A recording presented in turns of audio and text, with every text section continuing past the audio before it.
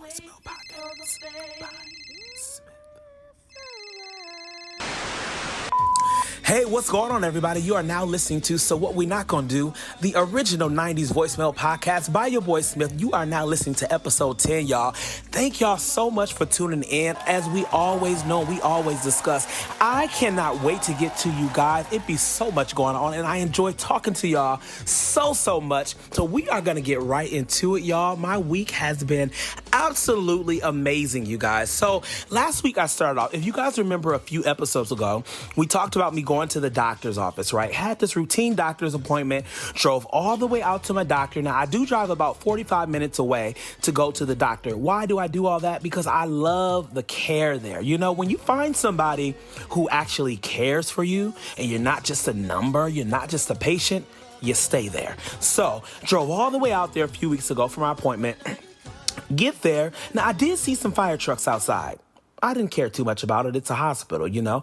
And so get inside and the receptionist is saying, we're about an hour behind. Now, you know me, I immediately you all always want us to be on time, but y'all ain't on time. You know, what's that about? So find out, y'all, my doctor done passed out in the back, done fell out in the back. And so I look up 5-10 minutes later while I'm still figuring out what they're sorting out. And here she come being pulled out on a stretcher. Now, that particular day, I had brought her my book, So What We Not Gonna Do, Getting You Together, and Facebook statuses, tweets, and women's go quotes, which you can go get on Amazon, on Barnes & Noble, and all that other good stuff. But I had brought her that book just to say thank you for caring for me and, different things like that. And here I am while she's being pulled out on the stretcher, passing her the book like I'm a fan that's done ran into Beyonce, But so we had to reschedule that appointment, and I did that this week, Tuesday. Drove all the way back over there, and yes, got a clean bill of health, which I'm super grateful for. And so that was mostly what I did on Tuesday. On Wednesday, I spent the day doing something that I'm not going to lie, I dread it, but it's mandatory. I had to go get my beard redone. So if you guys don't already know, you can go over to my Instagram at Smith Worldwide. You'll be able to see this whole famous beard, this whole beat it thing, right? So my beard, I've been growing it out for a while and wearing it in a really fun, unique beaded style. But listen, that thing takes work. It takes maintenance to do. So the processing of that, I have to drive all the way over to my cousin. She's the braidologist that keeps me and my brand tight. Drove all the way over there through rush hour traffic. How dare I have done that, which took about a good hour from the valley over to Inglewood. And so the processing of that, we got to first take all these beads out. So we have to take the beads out, unbraid, wash, condition, oil, and here's the secret. If there's a couple of grays, we take care of them too. And so once we do all of that, and then we gotta re-braid it, put the braid patterns back in, re-braid it, make sure it's oiled up, and then each braid, I specifically hand design the line of beads. I know what's being stacked on top of what, and so it takes time. And so that took me about 5 hours, y'all. My goodness. That took about 5 hours that particular day. And so, it really gets me, with this particular beard. I understand it's different. I understand that people are going to be interested in it and want to know the story about it. Let me tell you 2 questions that I get that absolutely get on my nerves. They do. I'm going to be honest. The number one question is, isn't it heavy? It's the anger behind it. It's the attitude. And then it's the imposing of you're telling me that isn't it heavy? I get that question a lot. And then this particular question, can I touch it? I understand the intrigue. I get it. Even on my Instagram, I jokingly say that I am an artifact.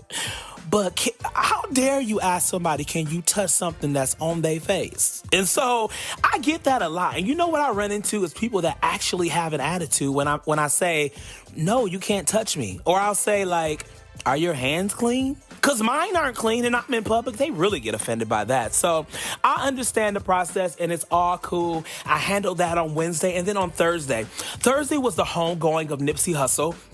I was unfortunately not able to get tickets to go to the live event. It was held downtown at the Staples Center. They sent him home in a beautiful way. The family was really concerned that they weren't going to find a place that was big enough for them to host this particular celebration. And thank God that the Staples was able, and they did a star-studded celebration of life for him. I wasn't able to get tickets to that. They literally sold out in about 3 minutes, which I was not happy about. However, thankfully, Tidal put it online. Whether you were a member or not, you can go watch the whole ceremony online. So I spent most of the morning watching that. There was some really, really, really great things that were said. Let me let you guys hear a couple of things that was said by his brother that really, really touched me. This is Nipsey's brother, Black Sam. Listen. The music, personally, I swear to God, everything he said in the music was who he was, and it's not too much I can't tell you about him, and I just hope that he knows we all proud of him. And we all know the music. If I die today, I know they're set proud, nigga. Man, that was super, super touching. He was his brother, who was actually his bigger brother.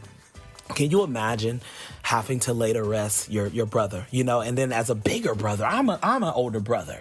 So, you feel that call. It's immediately of protecting your family. You know what I'm saying?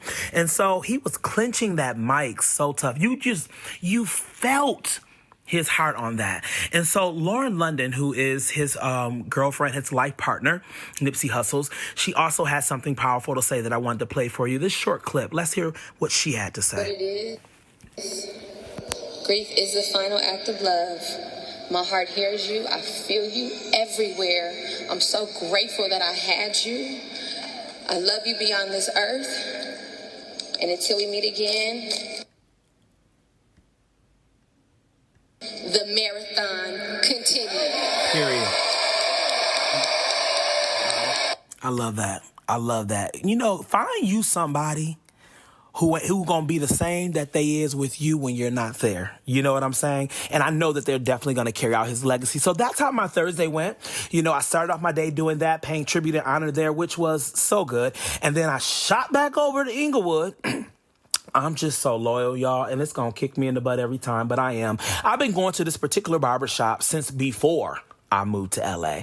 And now they're like family. And so even though I moved a little bit further away, I still go over there. So I went over there on Thursday because I wanted to buy myself a day in on Friday. And so that particular day, they were doing the 25-mile Nipsey Hussle funeral procession going from downtown LA right over to the area where I was. So yes, I definitely wanted to celebrate, but let me tell you, I also did not want to get caught up over there in South LA, being caught up over there in that traffic because I already had a long ways to go. So I was fighting against that. I ended up getting out just in the nick of time. And as I was taking another route home, I saw something that was really cool. There were people lined out on the streets with motorcycles. They had on Nipsey's clothing line, the Marathon store, just sitting out lounging. They had chairs, the fold-out chairs that were sitting on the edge of the sidewalk. People were just camped out. It was just a great show of community. And the parade wasn't even going down that particular street. This was just people on GP who just wanted to pay tribute. So basically the point that I'm making is honor is live your life to where it's in a place where people would actually want to honor it. You know what I'm saying? So I did all that, got back over to the Valley, and on Thursday night, me and Javon, my homeboy, we decided we wanted to go out, y'all. I called myself being grown. I went out to this particular event called Classic. It's powered by my good friend Brandon Anthony and his co-producer Monte Cristo. They do this event over in the city of West Hollywood at a place called Chapel every Thursday night. Now, here's the vibe of that particular event. In LA, you're going to get a lot of the same typical music. I call it West Coast hip hop. You're going to get your Cardi B's, you're going to get your Chris Browns, you're going to get your DJ Mustards and stuff like that. That sound is very prevalent here, and it's cool too. But what's missing is that mix of East Coast. Where is the Mary J. Blige? Where is the Faith Evans, I Remember the Way You Used to Love Me? Where is the Biggie? Where is the Locks? You know what I'm saying? And so this particular club mixes in all of that, but they sprinkle in a little bit of pop. So you bring this whole different crowd of mixed ethnicities and different things like that. And they often have celebrity hosts. In this particular week, it was Nene Leakes. And so I enjoyed myself, cut up a carpet, cut up a rug, cut up everything else that was laying over there. You can go over on Instagram if you want to see the proof of that. And that's how we did it. So I bought myself a day in on Friday, and I just rested. I cooked, enjoyed myself. I got prepared. I did some research for the podcast, looking up headlines and whatnot. And then I decided on Friday night, I'm going to go out. And so I went out alone. I had not been out alone, which y'all know I don't have a problem going anywhere alone. I'll go to China alone. But I went out alone, hadn't done that in a while, and that was incredibly fun, very freeing. You know, when you're alone, you can go when you want, leave when you want, and all that good stuff. And so that was a lot of fun. On Saturday, ended up chilling for the most part. It's typically my rest day, and I knew that I wasn't going to be able to rest exactly like I wanted to. So what happened on Saturday? So a friend of mine was having a birthday party deep in the valley. And when I say I already live in the valley, and to me it's a little bit deep, when I'm going even further back, listen, it's got to be because I love you or I strongly like you. And so we did that on Saturday. Went to a game night. They had all the taco bars set out. They had a little punch that they had made, and the punch was quite sneaky.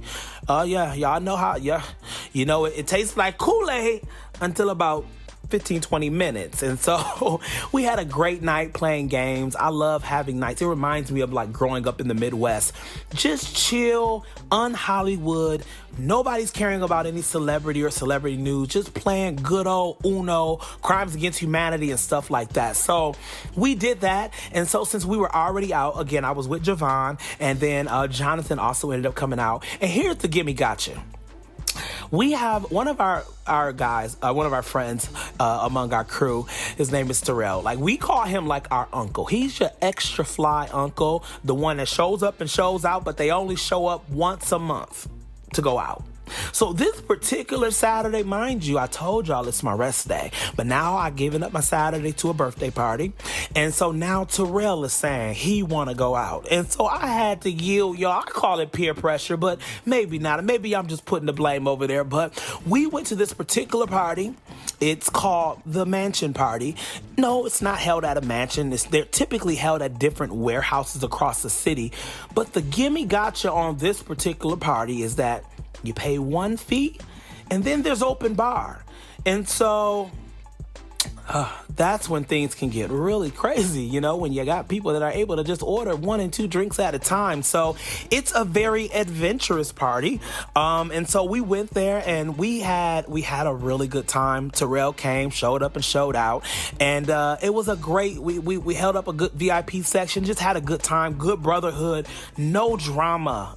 You know, it's just a feeling to be able to go out and just have people that's going to build you up with no drama. So I ain't gonna lie, y'all, I got in super late. The particular event wasn't over until 4 a.m. So Papa didn't come rolling in the house till about 4:38, y'all. Now I showed out on that, I ain't gonna lie. And so I knew darn well that we were supposed to be doing brunch the next day, right? So we had a slow start. We normally start off doing brunch at 1:30. We all said, let's push that on up to 2:30, and somehow, some way, that done moved all the way up to 3 o'clock. But Terrell, Alex, and I, we went to this place called Sal's. It's a place on Melrose I absolutely love going to because it's like a moving fashion show right there on the sidewalk. It's a very trendy area. A lot of the who's who, you know, walk up and down the area, but a lot of the cool fashion kids do as well. So we usually go get us a booth or a table right there on the patio and live right among all of that. They have a wonderful mimosa special. I didn't realize until maybe a year ago that I actually really love mimosas. And so mimosas and chit chat, it's just such an amazing experience. And so we were already out on Sunday having a good old Sunday fun day. And so we just said, why not go over, have a couple happy hour drinks, and do some daytime dancing before it gets too rough and too crowded later on. So Terrell, Alex, and I, we went over to this particular dive bar, really small dive bar in the city of West Hollywood. and it's called Trunks. And so I had a very interesting experience there, you know. I was talking with, I had complimented a female there. She was really, really pretty and Hispanic descent. She was very understated. She kind of reminded me of Pocahontas, you know, and I had complimented her and I said, you know, you're really, really pretty. And so the guy who she was with, I was like, sorry, I didn't mean to offend if you guys were dating. I always try to be respectful, but I really wanted to honor her with that. And so the guy she was with was like, that's my sister. She's cool. That's my sister. He said, you know what? I'm going to tell you something. He said, when you came in here, I felt your energy. He said, I felt your energy. He said, I knew that you had good energy. I literally like charged. He said, you are a battery charger. He said, you need to be careful of your energy because you're charging people where you go. Let me tell you, at that time of day, the mimosas had their good settling. But I understood everything he had said. And what took me was, quietly, I already knew that. I know that part of my purpose is to bring light, shed light, recharge. I know that my energy floats a lot of situations. Secretly, I've gone home tired times because I've been depositing, maybe even leaving a bar, encouraging, depositing seeds, loving on people. And I have gone home and felt that feeling of being depleted. I don't talk much about it though, because it's not something that everybody understood. So, coupled with, at brunch, the brothers were already talking about our energies and making sure that our energies stay aligned and all that stuff. They were empowering and imparting to me there for me to get to the second place, y'all. And for the guy who I don't even know to really break that down like that, I was taken aback. And I knew that was a God moment. I definitely knew that was. And so I had to stop him. I said, listen, I receive everything that you're saying right now. I said, just so you know that you're on point, we just got done discussing this same exact conversation at brunch. And even some of the things you said were just echoed a couple of hours ago. I said, but this is all I can receive right now. I could not be, I was not going to be in this little bitty small dive bar in a whole full worship because you was getting ready to send me in. And so y'all, let me wrap this part of the story up. Why after that, when I went to my car, why was my battery dead in my car? I kid you not. I said, oh, for the symbolism of it all. And so Sunday was a really, really amazing day. And so, you know, what I really learned over this weekend is over this week, actually, continue to be loyal to the places that are loyal to you. And then really protect your energy. And so I'm going to leave you guys with that weekly challenge about making sure y'all protect y'all energy, y'all. We don't got a lot of it already as it is, especially if you're not continuously getting replenished, but you got to protect y'all energy. So I had an amazing week this week, you guys. I hope you guys had an amazing week as well. So I'm ready to get into a couple of these headlines, y'all. I done found some things on the internet that I got to share with y'all. So come on, let's get into it. Y'all, I guess some people just cannot take no for an answer. So let me tell y'all about this story that I stumbled across on FoxNews.com. So this particular woman named Michelle Jackson, she's 58 years old. Back in February, she lives in New Orleans. She beat up her ex-boyfriend after he told her that he wanted to see somebody else. He said, listen, we've run our course, and I've decided that I'm ready to move on. And so when Papa fell asleep, Miss Michelle took his own prosthetic leg, y'all. Took his own leg and beat the man in the head. Beat him in the head to the fact that he woke up in the morning. He had an injury on his hand and a large cut on his head that was dripping blood. And so Jackson, she left before the police were able to arrive there. And she allegedly had told some of her relatives that she had beat the man with his own leg and she thought she had killed him. So what I'm trying to see is why you couldn't take no for an answer. You gonna beat the man up. Not only is you gonna beat the man up, you gonna sneak him while he sleep. Then you gonna pick up his own prosthetic leg and then do that. So police are caught up to her. U.S. Marshals, they arrested her in her home last Wednesday. And baby girl about to figure that thing out. Now, you done set up here. You going to get charged. You done beat somebody, and now you going to get charged with aggravated assault, and who knows what else charges that they going to charge you with, all because you didn't want to break up from somebody who said that they didn't want to be with you. And so that story took me out. Another story that took me out was this story in Laredo, Texas, right?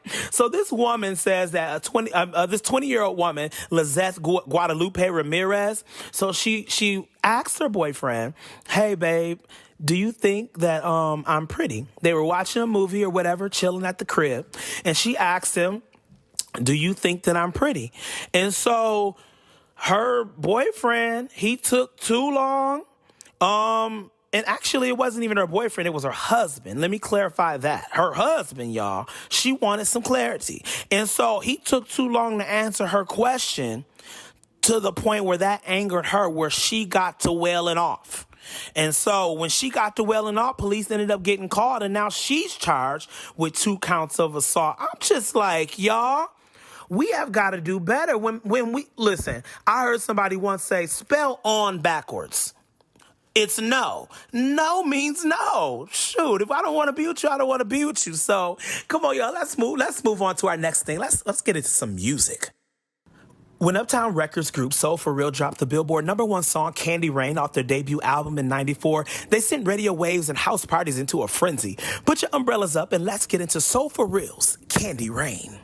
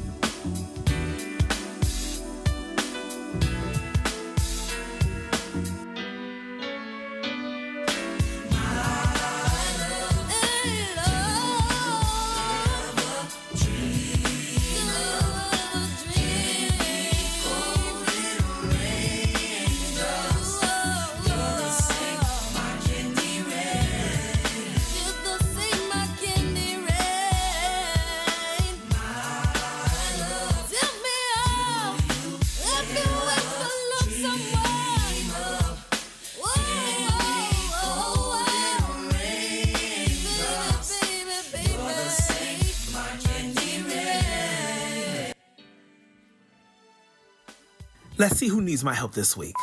Yo, Smith, Hey. question.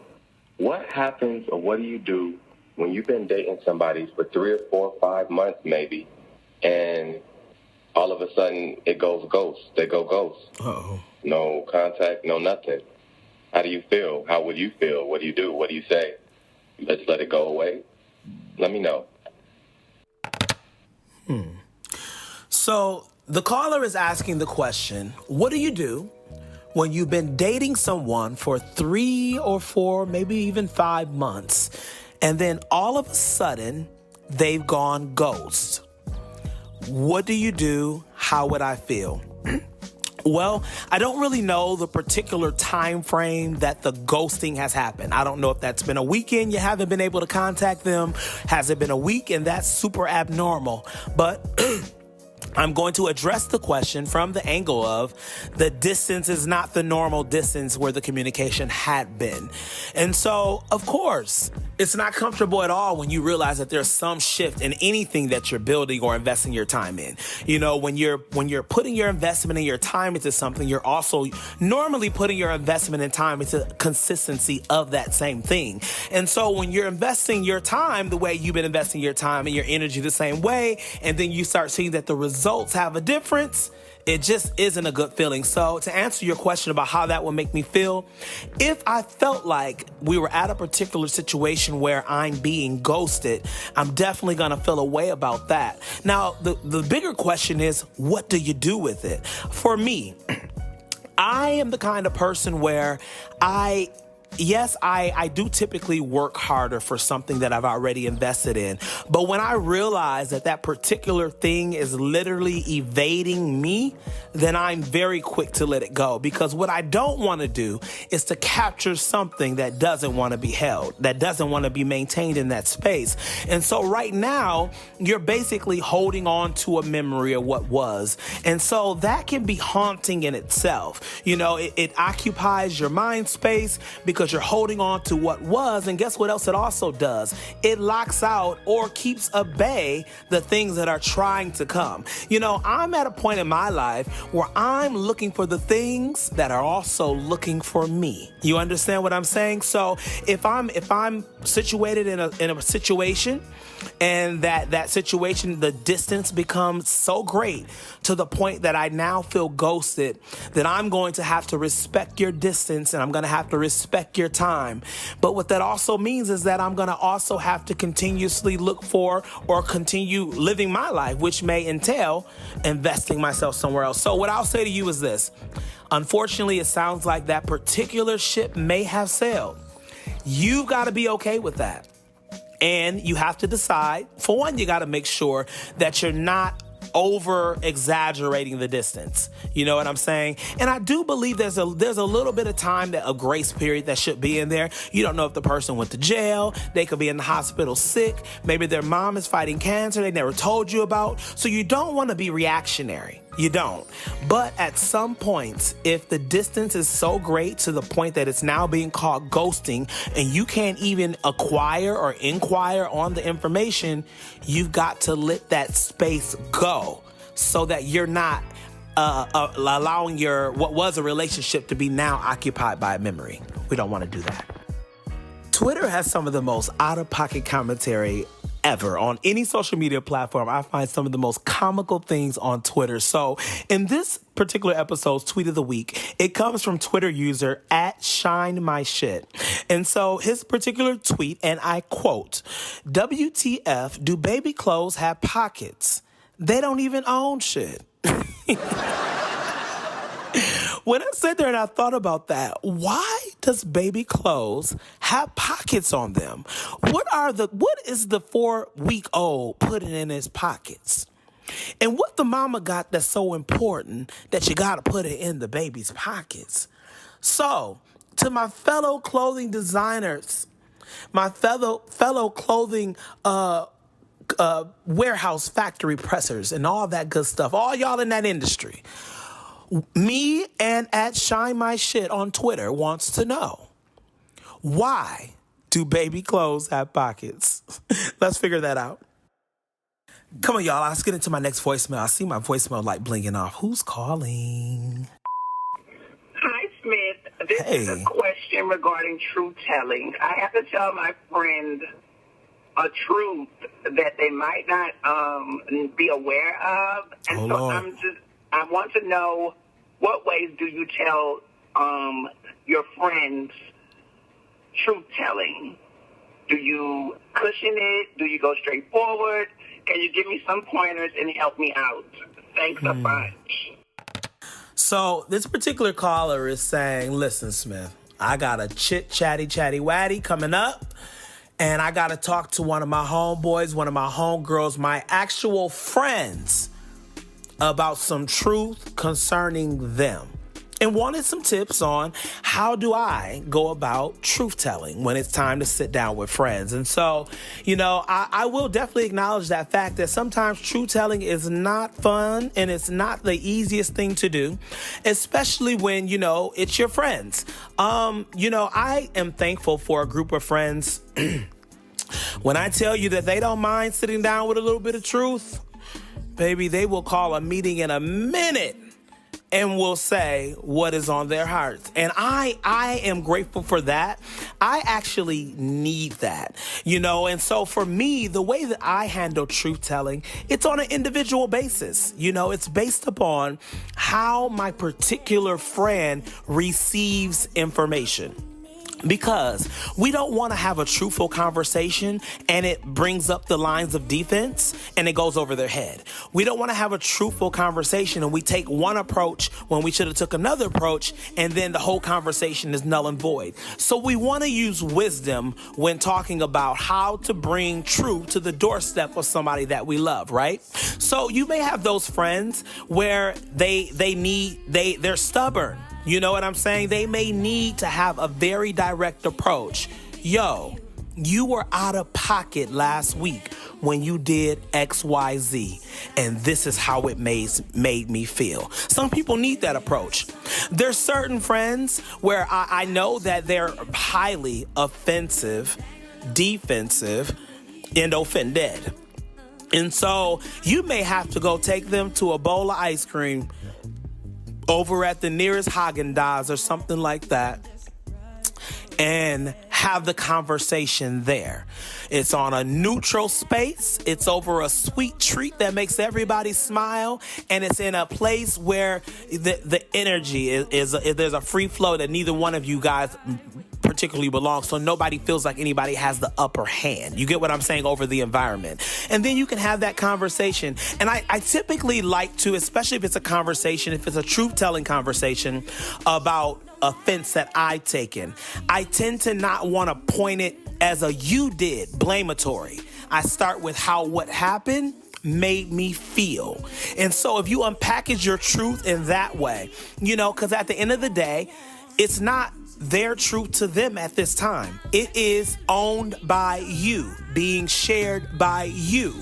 So present that truth as your truth from your perspective. Even if it is a bona fide fact, it's not a truth to them. When you're trying to shove a truth down someone's throat before their perspective can be changed, it's gonna bring up the lines of defense, and it's gonna be rejected. And so basically determine how your friends are.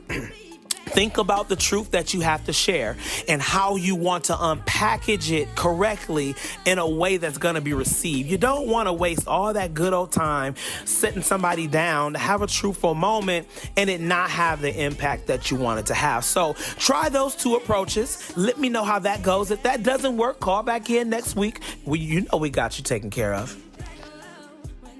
Shout out to Russell Wilson, who just landed a new $140 million deal with the Seahawks. Man, he is setting the NFL game on fire. $140 million, making that the highest. He's now the top paid player in the NFL. And so congratulations on that. He told them that if y'all didn't, by midnight last night, if they did not submit him a contract that was sufficient enough, that he was going to just go ahead and not renegotiate at all. And so right before midnight, they submitted this particular contract, and he went on and let his fans know on Twitter, hey, Seattle, we got a deal. So he's going to be staying in Seattle for another couple of, and shout out to him. And now I can see why Sierra sang. She had a whole song she performed talking about the greatest love. I see. You coined up. So congratulations to them and their family unit for landing such an amazing contract, y'all. Congrats. For years, the Wendy Williams Show has always gone by the catchphrase, their business is our business. But recently on an episode of Wendy Williams, Wendy said, it's now crazy because my business is your business. And what she meant by that is she came very clear and was very clean about, one, the fact that she's been living in a sober house to deal with her alcoholism, which I definitely applaud her for going public with that. I thought that was super dope of her to be transparent on that notion. We were going to find out anyway, so why not tell your own business? So she did that about a week ago. But now she's being even more clear about her and her relationship with her husband, Kevin Hunter. Now, they've been together for 28 years. They have a 19-year-old son. But over the years, Kevin has had many alleged cheating incidents. And most recently, he allegedly fathered a baby on Wendy. And so he and her are going through a divorce, or actually she is considering going through a divorce. And she's making that quite public, to the point where I was watching her do the Hot Topics the other day, and she was talking about Cardi B. And she said she got distracted by that chocolate drop talking about Cardi B's security guard. And she had started declaring how she's solo now and is on the look and all this different stuff like that. So she must be getting, pretty comfortable with the fact that she is going to be moving forward. She's going to be getting out of the sober house in maybe no less than a week. And so she said on a recent episode that she is now going to be preparing a beautiful life for her and her son. And so her husband, Kevin Hunter, he had this to say in a statement. He said that no matter what the outcome is or what the future holds, we are still the Hunter family, and I will continue to work with and fully support my wife in the business and through any and all obstacles that she may face, living her new life of sobriety while I also work on mine. I ask that you please give me and my family privacy as we heal. Thank you. Well, we're not going to give you privacy for sure, because that's what the name of this business is. But we do hope that everybody heals and lands on their feet in the situation. Divorce is never something to really celebrate or just be overly happy about. It's just not. But it is a time when you realize that a certain situation is toxic, that you got to let it go, and I got to say, I applaud Wendy for doing that. So that's enough for celebrity news right now. Let's get into our next music break. I want to hear some music. What about y'all? When R&B group Allure rose from Long Island, New York, and took over the music charts, making their way to number 4 on Billboard, somewhere along the way, they dropped a sexy number on the Best Man soundtrack. Up next for our second music break is Allure, When the Shades Go Down.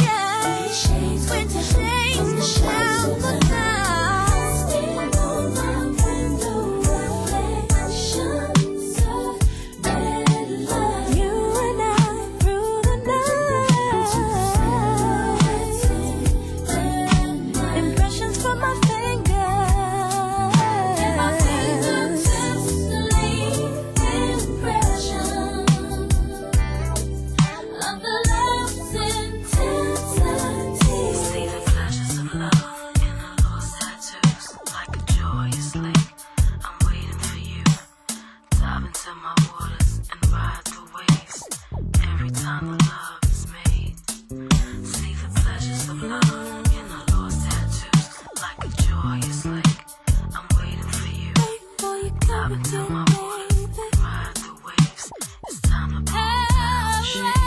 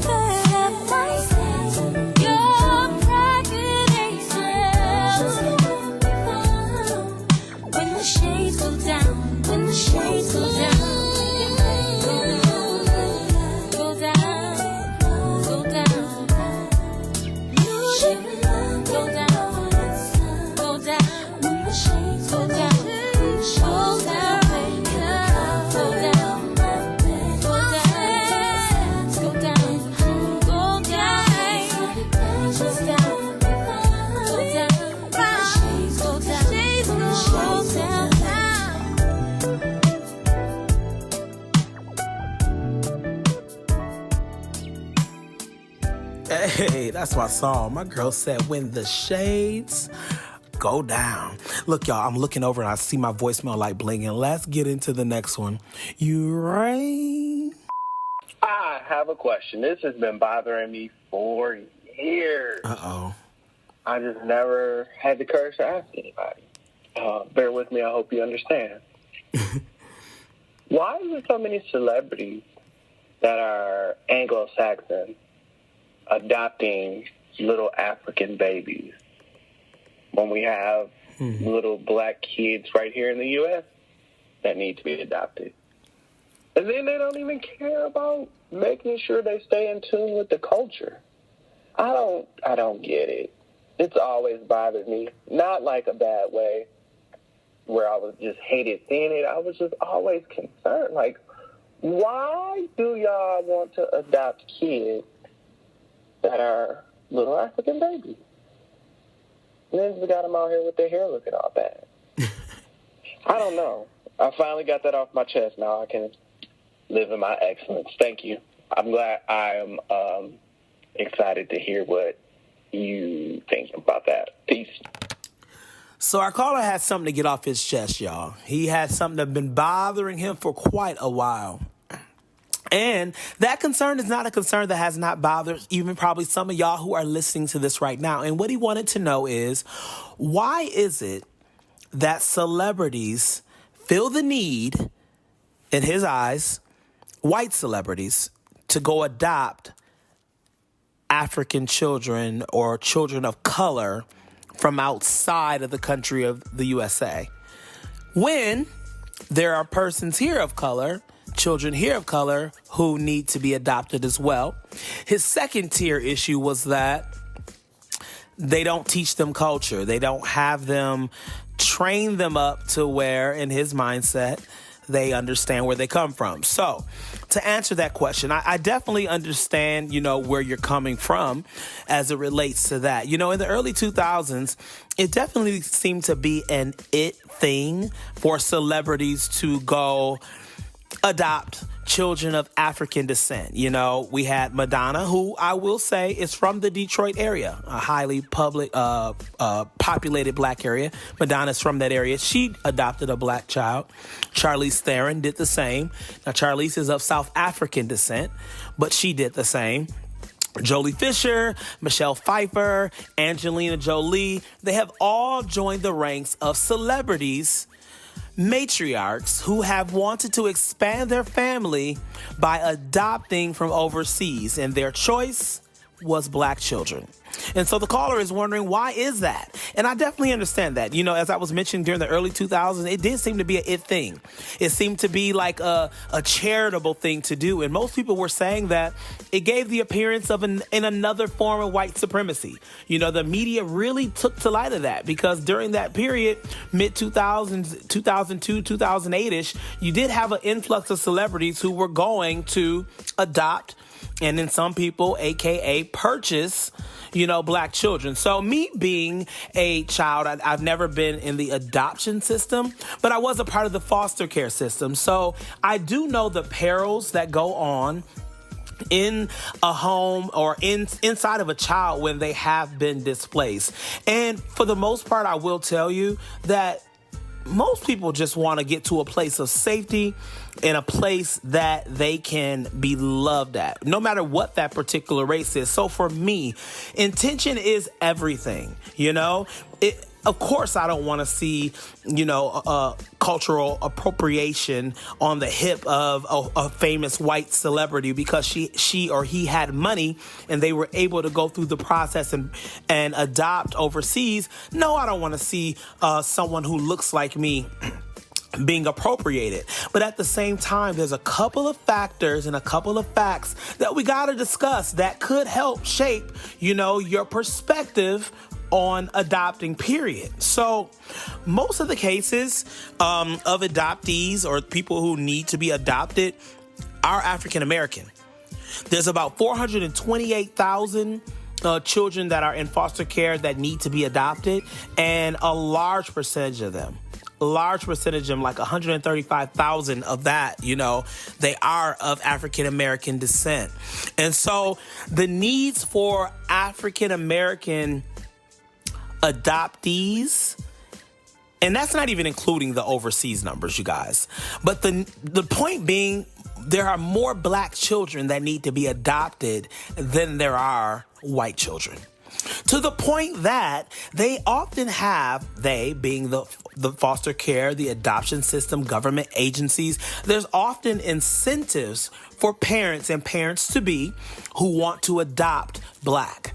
And so on one end, you want to say, what are you guys doing? What are you trying to prove by adopting blacks? But at the same time, the fact of the matter is the need to adopt black is very high. At the same time, in parallel to that, the black families that are adopting are very low. And so you now got to get into that whole situation. There were some people who spoke up against that. The National Association of Black Social Workers, for like 10 years, they vehemently opposed transracial adoptions. However, the organization has since updated its stance, and they're saying that they're not saying that transracial adopting is totally out of consideration. But according to their vice president, Tony Oliver, they're basically saying that their position is preserving black families. And I'm with them on that. You mentioned the fact that, their hair isn't combed. And I know that that is a moniker for them not understanding what it takes to be a part of the black experience. And I don't believe in raising children colorblind because that's not the way that the world is set up. And so the quandary comes into play. Can a white celebrity family, let's go with what you asked. Celebrities already often live in a bubble, a microsystem of the world. They don't really know about the true African American experience because they're so removed from it. They're removed from the white regular middle class American experience, let alone understanding the black middle class to lower class experience. It's just not on their radar. So I do understand the concern.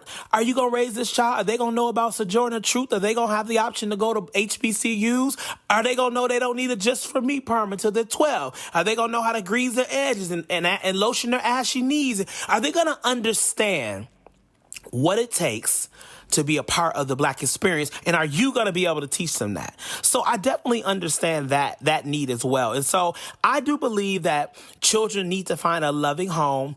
That to me is my first concern.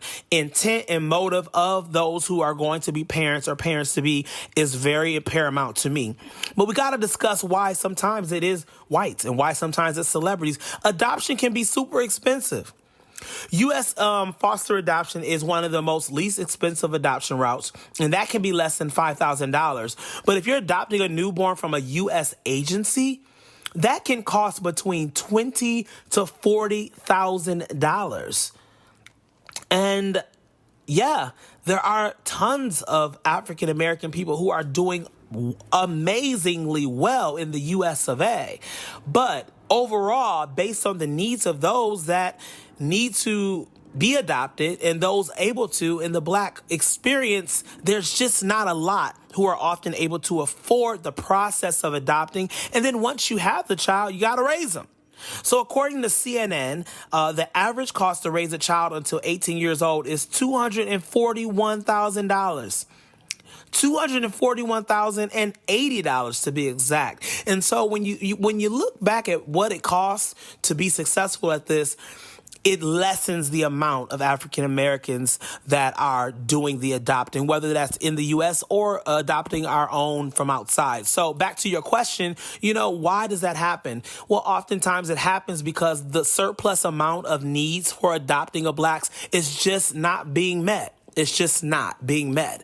And another reason why it happens is because they can afford to do so. And so, every experience needs to be judged per the experience. And I do definitely get with that. But I will say this. I desire the child to be raised in a home where they can be understood and appreciated. If that can be done extrinsically in a white home, I would not be opposed to that child going there. I am personally more a proponent of putting that child in an environment with somebody who understands the experience that child is getting ready to enter and can navigate them more skillfully because of having experienced it. That's my preference. But I'm not going to forbid a child who, like myself, was in the foster care system looking for a loving home. I'm just not going to do that. So speaking of child, let's talk about a story that I saw online. It put me in a bad mood, y'all.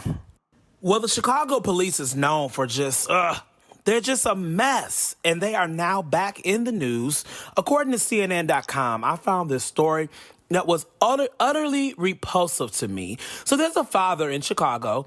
He's filed a federal lawsuit after newly released surveillance video shows that the Chicago Police Department dragged his daughter. She was 16 years old. They are not releasing the name of her yet, obviously because she's a minor. Dragged his daughter down the stairs and was punching her multiple times at her high school. So apparently the story goes that back in January at Marshall High School on the city's west side, this particular 16-year-old girl was asked to leave school because she had her cell phone out in class. Not sent to the office, not given detention. She was asked to leave school, y'all, because she had her cell phone out. So her father had been called. He was asked to come to the school to come pick her up. And once he got there, this is what he witnessed, y'all. So before I tell you his particular words, what he saw, I saw the video. And so in the video, it shows the student standing next to the officer before she turns away to walk. And when she kind of turns to walk away, the officer grabs her up, yokes her up. And so she allegedly grabbed the officer's vest in order to avoid falling because they were right there at the edge of the steps. Unfortunately, they both fell. So the second video we saw, it cuts to a footage from another camera showing the officer dragging the girl down the stairs by her leg, y'all, while the second officer slides down the stairs on top of her. Now, I can't take none of that. Can you imagine the scene? And I ain't talking about no 3 and 4 stairs, y'all. I'm talking about like 16, 17 steps. 16-year-old whips out her cell phone to do what? Check Instagram at school? Gets put out of school. Daddy called. Police called now. She gets grabbed by her arm, reaches for the officer so that she doesn't fall down the stairs. They both fall down the stairs. When he gets a hold of his fall, he begins to drag her down the stairs while another officer is literally surfing on top of her on the way down the stairs. So as the girl laid on the ground at the bottom of the stairs, the video shows one of the officers stepping on her while the second officer is punching her. They also tased her. So the girl's father, his name is Laurenito Howard. He is now suing the city, the 2 officers, and the Chicago Board of Education in the U.S. District Court for the Northern District of Illinois, and I don't blame him. And y'all, this is what he had to say. I couldn't believe I seen, 2 sworn police officers of Chicago abusing my daughter like this, and I'm standing right there watching them do this and can't do anything about it. I thought that maybe they were going to try to choke her out, or maybe she lose consciousness or something like that. Now, the particular video that I saw, and the video that has come out now, actually, it did not show that the girl was assaulting any officers, as their report had previously said. And so after the incident, the girl was taken to the hospital for treatment, and the lawsuit says that she was charged with a misdemeanor and felony, y'all. So you done beat me up, dragged me down the stairs, embarrassed me in front of the whole entire school, surfed on me, tased me, called my daddy, and now y'all gonna take me to court and charge me with a misdemeanor and felony crimes. Now, that's taking me completely out of here. But those charges, thankfully, were later dropped. So, you know, they've released their statements and all that. You know, the Chicago Police Department released their statement saying that they're committed to creating a safe and supportive learning environment for all students, and we are deeply disturbed and troubled by this incident, which has no place in our schools. And so the case is currently being investigated. Chicago police are not releasing any statements other than to say that they are investigating it, but you better believe, you can bet your bottom dollar, I'm going to be staying on top of this one, because this stuff has got to end, y'all. It's ridiculous. It's quite ridiculous. So had to fill y'all in on that one. When the Fugees dropped the first single to their second project, The Score, on December 13, 95, they took radio over, especially on the East Coast. Next up is that chart-topping single, Fuji La by the Fugees. Ooh la la la.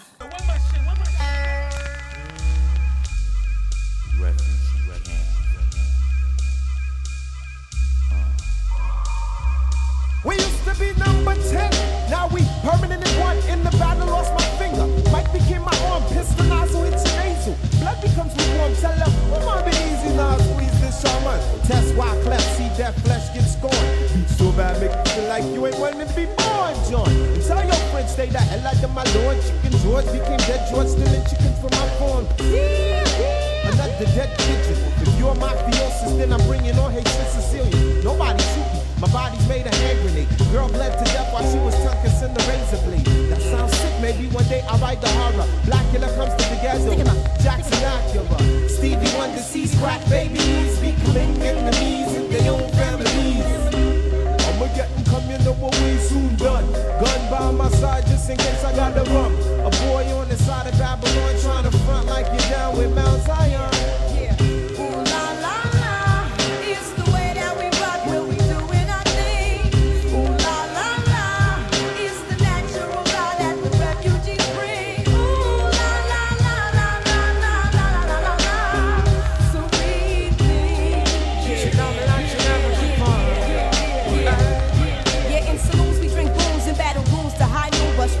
On flat spoons, take those shorts like poo-poos. See Gucci's, buy Gucci's for Gucci's and Gucci. Find me in my Mitsubishi, eating sushi, bumping Fugees. Hey, hey, hey, try to take the crew and we don't play. Say, like Paul McCartney, not hardly on. Look it up, I can see right through your bluff. Niggas huffing, they puff, but they can't handle us. We bust, cause we fortified. I could never hide, singly hot. Ride with cold cheese, died. I'm twisted, blacklisted by some other Negroes. Don't be moved by polos on the first episode. You shouldn't diss refugees and the whole sound set booty and have to respect Jersey, cause I'm super fly when I'm super high on the Fuji line. Ooh la la la, it's the way that we rock when we doing our thing. Ooh la la la, it's the natural law that the refugees bring. Ooh la la la la la la la la la la. So we think. I sit 90 degrees underneath palm trees, smoking BDs as I burn my calories. Brooklyn rooftops become Brooklyn TPs. Who that be? Enemy, wanna see the death of me. From Hawaii to Hawthorne, I run marathons like Wujuwatan. I'm a true champion like Farrakhan reads daily Quran. It's a phenomenon, lyric facts like Ramadan. What's going on? I'ma get and come, you know what we soon done. Gun by my side just in case I got the rum.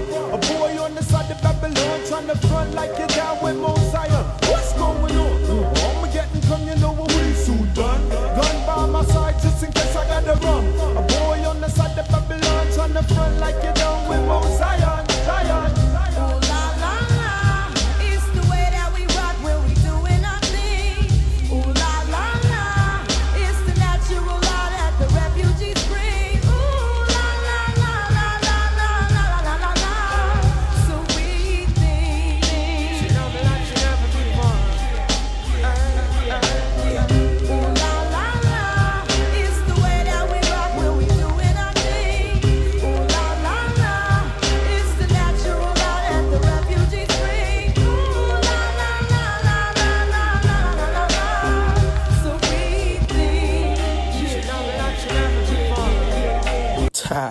Ooh, la, la, la, la, la, la, la, la, la, la, la. That's the song, y'all. Come on, y'all. Let's get into our very last voicemail. Let's see who called this week as well. Hey, Smith. This is Leslie. Hey, Leslie. First, I'm going to answer the question, what would I do with someone I dated for 2 years? I brought them food, and took the food to their mother and pretend like they gave it. I would probably feel a little weird. Probably think they had some kind of, mental instability. Yeah. But since I didn't deliver the food and he didn't deliver the food, kindness delivered the food, I wouldn't get too upset. Aww. My question for you is, have you ever dated a Gemini, and what was your experience? Thank you so much. Bye. So our caller, thank you, Leslie, for calling in this week. He started off by answering our question of the week that we asked. And it's a question that we've actually talked about on here before. If you were dating somebody of 2 to 3 years and they lived across town and that particular person you were dating asked you to go buy food for their mom. Let's say go to Burger King, buy food for my mom. But it was under the guise that they wanted to lie and say that they were the ones who bought the food. And so I had to ask callers and listeners how you would feel, basically, by being the one that's purchasing the food, driving it across town, getting out of your place of comfort to go deliver it to somebody you were dating so that they could lie and say they did it. And so Leslie was saying that he would initially think something's crazy going on, but because he did it out of the kindness of his heart, that kindness actually made the delivery. That's been the most beautiful answer that I've heard, because I don't know if I would feel the same exact way. So he then ended up asking me about my question, have you ever dated a Gemini? And if so, how was it? Now, I got to be honest with you. Beyonce has a really dope song called Signs. I love that song. But I'm not really one of the guys that actually follows the signs like that. I know I'm a Virgo, so I know the characteristics of a Virgo, but I don't really study the signs like that. Now, what I can say is this, that I have a very good friend who is a Gemini, by zodiac sign. He's a Gemini and super dope guy, always caring, super artistic, always loyal. Now I don't know if those are his traits or I don't know if that's y'all traits, but I've definitely enjoyed friendship with him. So I haven't had the chance to experience all the different signs yet, so I can't exactly answer this particular question. You know what, to be honest with you, I'm not trying to sit up here and experience every sign. So I don't really, give a lot of credit to the whole empowering of astrology, but I do recognize that there is something there. So come on, y'all, let's figure out what we're going to do this weekend. Hopefully that helped you, caller. Ba-da-ba-ba-ba. My podcast, I'm loving it. We'll be back after this commercial break. Well, if you're like me and you've been working all week, by the time the weekend comes, you ready to shake a tail feather, eat up a tail feather, or do anything else you can do that's non-work related with a tail feather. And I'm going to make sure you guys got a few options to do. So on Friday, there's a pop-up party at one of LA's hidden gems with special guests, Backwood Cigars. They're going to be celebrating the Double Vision twins' birthday. Now, this particular party is boasting over 10 photo op sites within the building, and they're going to have hip-hop music being spun by all female DJs, including DJ Sixella and DJ Full Exposure. This is going to be on Friday, April the 19th, starting at 10 o'clock till 2 in the morning. And guess where it's at, y'all? It's at Apartment 503 Lounge. Now, that's located at 3680 Wilshire Boulevard on the 5th floor. No, it's not an apartment. That's just the name of the venue. So that may be something that you definitely can check out on Friday. And again, all roads are leading for the second weekend in a row back up to Empire Polo Club in Indio Valley, California. This weekend is for Coachella weekend number 2. The festival is going to keep its same headliner. Shout out to that. On Friday, it'll be Childish Gambino will be closing out the show. On Saturday, it will be Tame Impala. And then on Sunday, hopefully sans of all audio issues, is going to be Ariana Grande. Something else is really going down on Sunday that I think is pretty dope. The Samples, which is the choir chorale that Kanye West has formed for his Sunday services, they're going to be doing their first public performance at Coachella, you guys. On Sunday, they're going to be highlighting highlighting and headlining the Easter Sunday service. So they haven't given a time on that, but I'm sure that that's going to be probably in the morning time. So if you're interested in seeing that, now's your chance. Mixed in will be other artists like Tierra Whack, YG, Claro, Diplo, and many, many more. There's a few tickets remaining. I went and checked them out. General admission with the shuttle pass is $509. And then if you want the VIP pass because you feel a little good, want to spend a little coin, that's $999. You can go look over for more of those tickets over at Coachella.com. And for those of you who are not going to Coachella and you want something to do, you want a No-Chella experience, the Fame Chicago versus Everybody Party, it's making its return, y'all. Back to Station 1640 this weekend. It's going to be, that's located at 1640 Cahuenga. Now, that's powered by Demi Lobo and the folks over at Millennium Age. They present this hip-hop fest where they will also be giving away free chicken dinners to the first 100 party goers. Now, I know that sounds funny, like here, that you're going to get a chicken dinner at a brunch event, right? Or at a club event. But listen, it is worth it. This particular company is called Mild Sauce, and Chicago is known for their wings, including the mild sauce. So they're bringing a Midwest flair and giving it to you all up for the free. If you're interested in this particular event, you can go over to eventbrite.com. It's free, y'all. As long as you get there and pull up by 2 o'clock p.m., you and your RSVP are included. So listen, if you don't pick one of these options, do something with your weekend, y'all. We work too hard to continuously work ourselves all the way through the weekend. Enjoy yourself, enjoy some good company, and get out the house for a little bit. Hopefully these things help out. Something really dope happened this weekend in Augusta, Georgia, y'all. Tiger Woods did something that he had not done in over a decade. He won the Masters. Tiger Woods got his 5th green jacket after winning the 2019 Masters, his first win in 11 years. 11 years. At 43 years old, Woods became the second oldest winner of the Masters behind Jack Nicklaus, who won it back in 86 when he was 46. So even this particular win, it's layered with so much goodness layered within it. Of course, winning the Masters is already bomb in itself.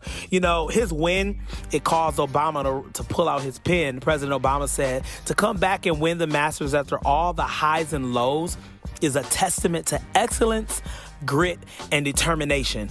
And I must say that I echo that. Like Tiger Woods, you guys, Tiger Woods, he rose to fame at such an early age as a young golfer who took over golfing, you know? But over the years, his body began to break down. His marriage began to break down. He had a lot of things that happened to him. Like he had his first knee surgery December of 2002. His dad died in 2006. He had a bad car accident in 2009. He went through a messy public divorce in 2010. 2014, he had his first back surgery. Then he had 2 more back operations in the fall of 2015, and one of those was a spinal fusion surgery.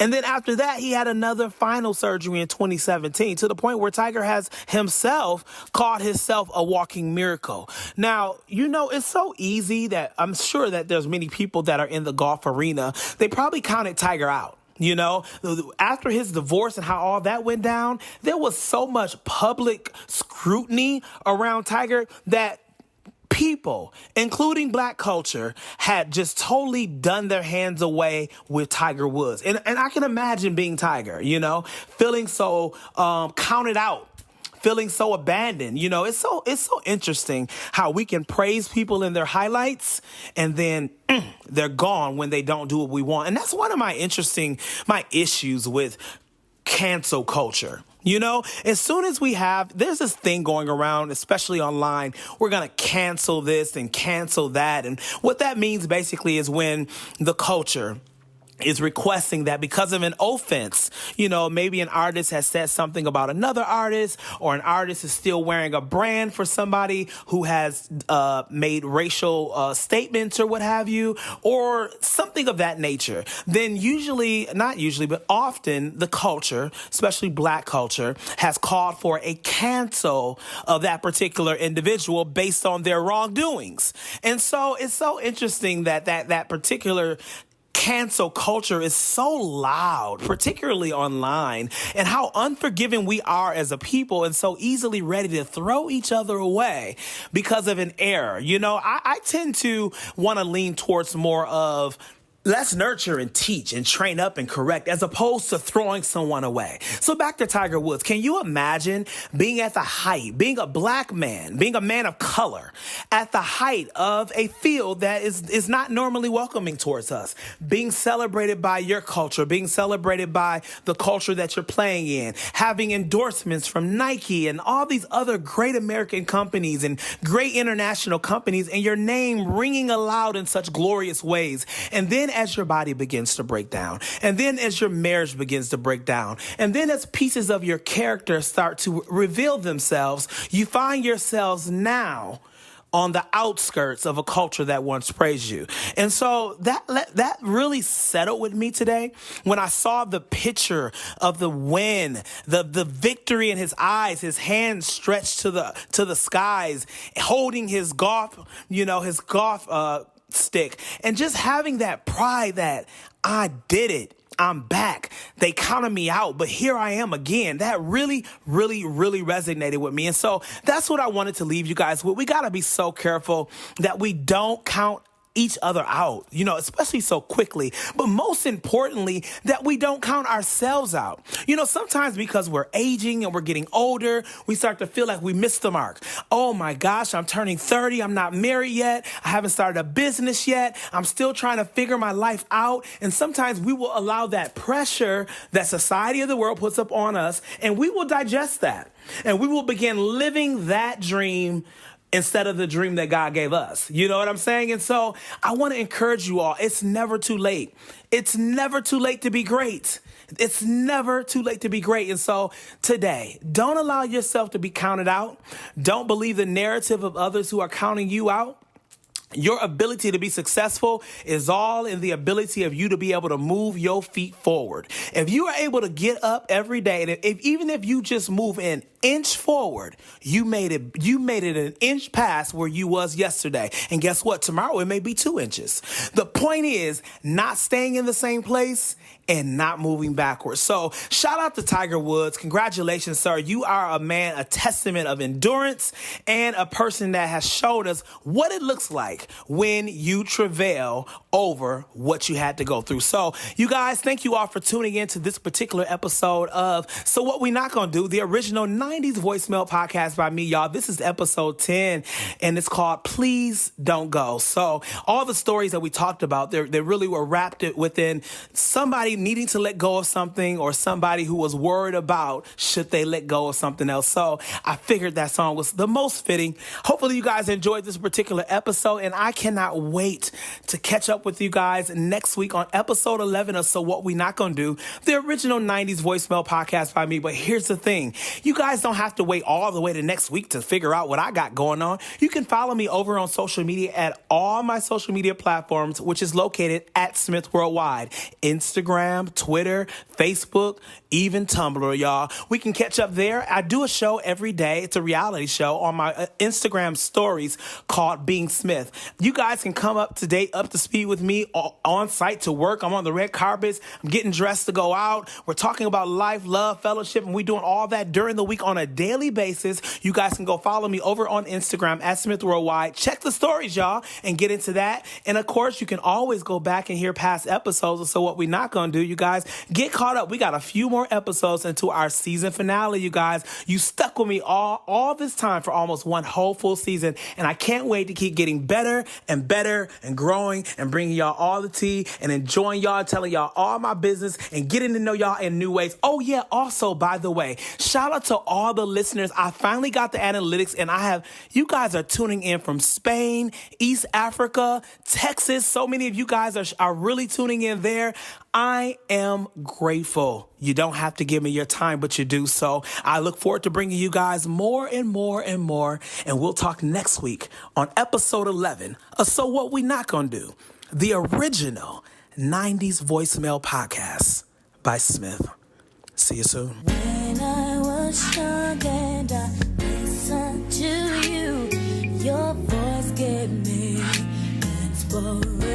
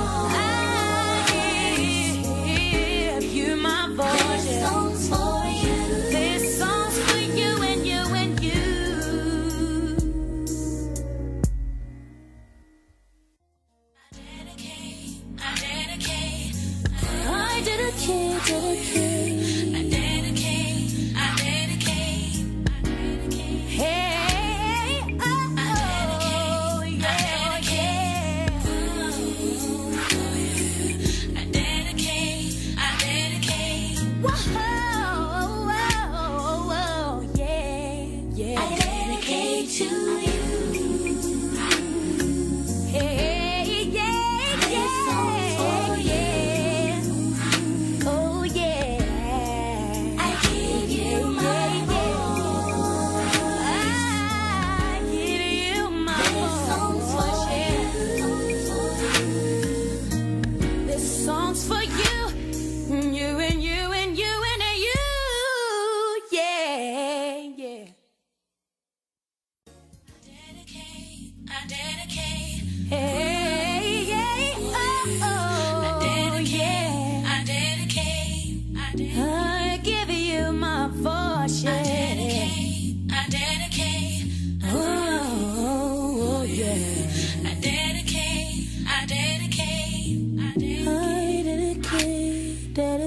Dedicate. I dedicate to you.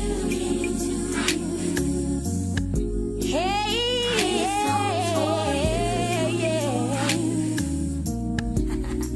I give you my voice. I give you my voice. This song's for you. This song's for you. Oh yeah. I dedicate. Oh, yeah. I dedicate.